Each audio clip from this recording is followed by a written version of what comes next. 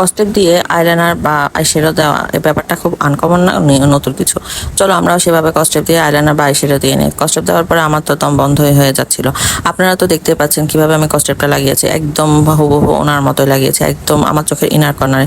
তো আমি প্রথমে ভুলে গিয়েছিলাম উপরের দিকে কস্টেপ লাগাতে, এরপর আমি আবার কস্টেপ নিয়ে নিচ্ছি। এই কস্টেপগুলোকে ওয়াশি টেপ বলা হয়।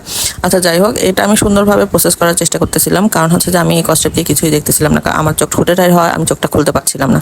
এরপরে আমি একটা আইশ্যাডো প্যালেট নিয়ে নিচ্ছি, আমার ফেভারিট আইশ্যাডো প্যালেট, খুবই পিগমেন্টেড। এই আইশ্যাডো প্যালেট সম্পর্কে যদি কেউ জানতে চান তাহলে অবশ্যই কমেন্ট বক্সে আমাকে কমেন্ট করবেন, আমি তাদেরকে রিভিউ দিব। এরপর আমি কস্টেপগুলো খুলে ফেলবো।